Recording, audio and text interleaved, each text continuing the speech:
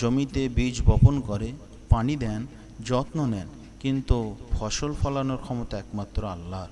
আল্লাহ তাআলা পবিত্র কোরআনে বলেছেন, আর যে ব্যক্তি আল্লাহর উপর ভরসা করে তার জন্য আল্লাহই যথেষ্ট।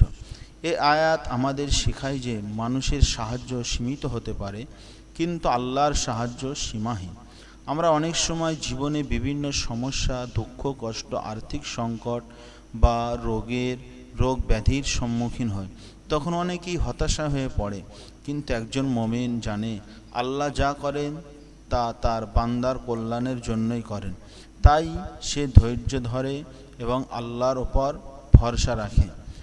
আমাদের প্রিয় নবী মুহাম্মদ সাল্লাল্লাহু আলাইহি সাল্লাম তাওয়াক্কুলের সর্বোত্তম উদাহরণ। হিজরতের সময় শত্রুরা চারিদিক থেকে ঘিরে ফেলেছিল, কিন্তু তিনি আল্লাহর উপর পূর্ণ ভরসা রেখেছিলেন আর আল্লাহ তাকে নিরাপদে রক্ষা করেছিলেন। তাওয়াক্কুল মানুষের হৃদয়ে শান্তি এনে দেয়।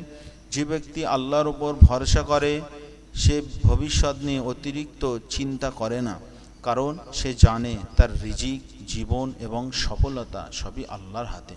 তাই আসুন আমরা আল্লাহর উপর দৃঢ় ভরসা করি, নিয়মিত নামাজ আদায় করি, বেশি বেশি দোয়া করি এবং জীবনের প্রতিটি ক্ষেত্রে আল্লাহর সাহায্য কামনা করি।